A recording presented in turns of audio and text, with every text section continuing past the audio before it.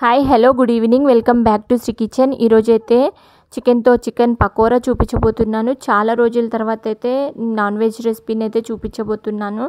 చాలా టేస్టీగా ఉంది. ఒకసారి అయితే మీరు కూడా ట్రై చేసి చూడండి. ఈ వీడియో నచ్చినట్టయితే లైక్ చేయండి. Please subscribe my channel, watch my video, share with your friends and family members. దీనికోసం అయితే 1/2 kg వరకు చికెన్ తీసుకొని శుభ్రంగా కడిగి చిన్న చిన్న పీసెస్గా కట్ చేసి ఫ్రిడ్జ్లో ఒక 1 hour పాటు పెట్టిన తర్వాత తీసుకొని ఫ్రిడ్జ్లోంచి 1/2 పద్ద వరకు లెమన్ని స్క్వీజ్ చేసుకోవాలి. ఇలా స్క్వీజ్ చేసుకోవడం వల్ల ముక్కని చెదరకుండా ఉంటుంది.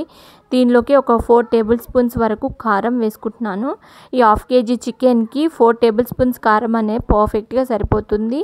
అదేవిధంగా చిటికెడు పసుపు వేసుకుంటున్నాను. ఒక 2 tablespoons వరకు ఉప్పు, 2 tablespoons ధనియాల పొడి వేసుకోవాలి. వీటన్నింటిని ముక్కలు పట్టేలాగా కలుపుకోవాలి. ఇలా కలుపుకున్న తర్వాత ఒక స్పూన్ వరకు పెరుగు వేసుకొని మళ్ళీ ఒకసారి అయితే కలుపుకుందాము. దీనిలోనే 2 tablespoons వరకు కార్న్ ఫ్లోర్, అదేవిధంగా 2 tablespoons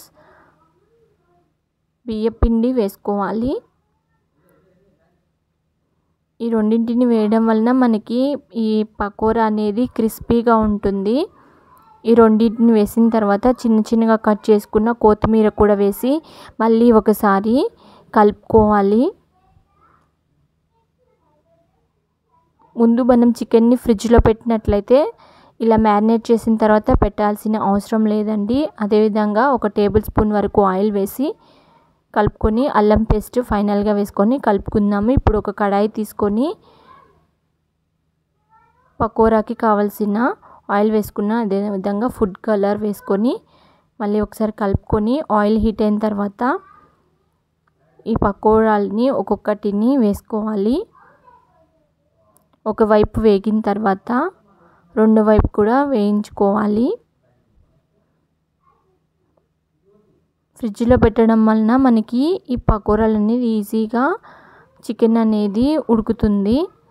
ముక్కలు అనేవి మెత్తగా అవుతాయి. ఎక్కువ టైం ఏం పట్టదు. ఆయిల్ హీట్ అయిన తర్వాత ఇందులోనే గ్రీన్ చిల్లీ, కరివేపాకు వేయించుకొని ఈ విధంగా ప్లేట్లోకి అయితే సర్వ్ చేసుకున్నాను. అంతే ఫ్రెండ్స్, ఎంతో టేస్టీ అయిన చికెన్ పకోరా రెడీ. మీరు కూడా ఒకసారి ట్రై చేసి చూడండి. Thank you.